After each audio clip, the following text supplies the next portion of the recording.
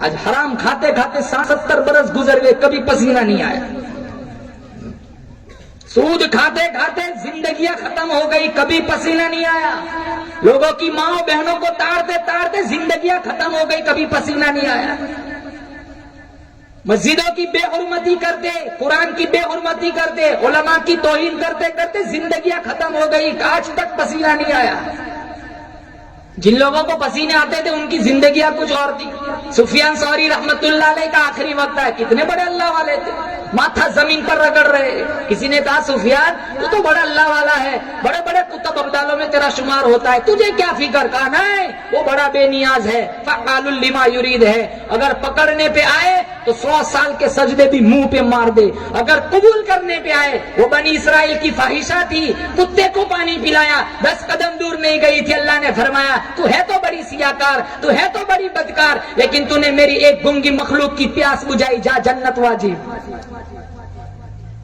اور پکڑنے پہ آئے مسلمانوں 500 سال کے سجدے بھی منہ پہ مار دے۔ اللہ کو کیا ضرورت ہے؟ ہم 4 نماز کیا پڑھے، ساری دنیا کافر نظر آنے لگتی۔ 100 روپیہ مسجد میں چندہ دیتے، سینہ چوڑا کر کے چلتے جیسے جنت کے ٹھیکیدار ہو۔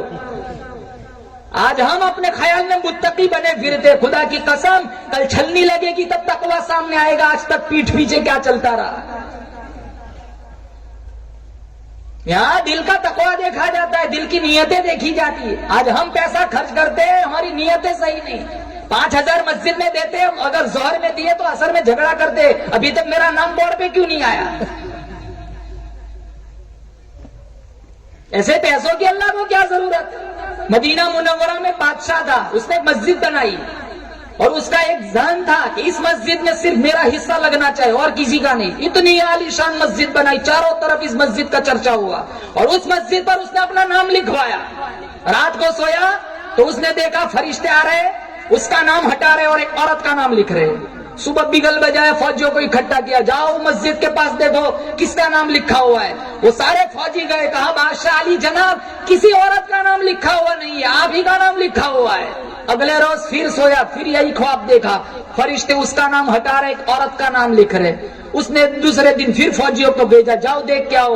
فوجی پھر واپس آئے، کہا علی جناب آپ ہی کا نام لکھا ہوا ہے اور کسی کا نام لکھا ہوا نہیں ہے۔ تیسرے روز پھر یہی خواب دیکھا، چوتھے روز بھی یہی خواب دیکھا تو بادشاہ سوچنے لگا چل میں ہی ملاقات کرتا ہوں اس عورت کی۔ بادشاہ پہلے مسجد میں گیا، نام تو اسی کا تھا، عورت کا نہ تھا، لیکن عورت کا نام اس کے ذہن میں تھا۔ اس نے ڈھونڈا، ایک جھونپڑی میں بہت بری عورت تھی جس کا اشارہ اس کو خواب میں کیا گیا تھا۔ وہ بڑھیا کے پاس گیا اور بڑھیا سے جا کر کے پوچھا تو جانتی ہے یہاں علاقے میں ایک مسجد بنی ہے؟ کہا ہاں جانتی ہوں، بہت عالیشان مسجد بنی ہے۔ کہا سچ بولنا جھوٹ نہ بولنا، اس مسجد میں تیرا حصہ کیا لیا ہے، تیرا حصہ کیا لگا ہے؟ وہ عورت کہنے لگی غریب ہوں، ڈھنگ کی جھونپڑی بھی میرے پاس نہیں ہے، میں کہاں حصہ لگاؤں گی؟ ہاں ایک بات ہے۔ کہا کیا؟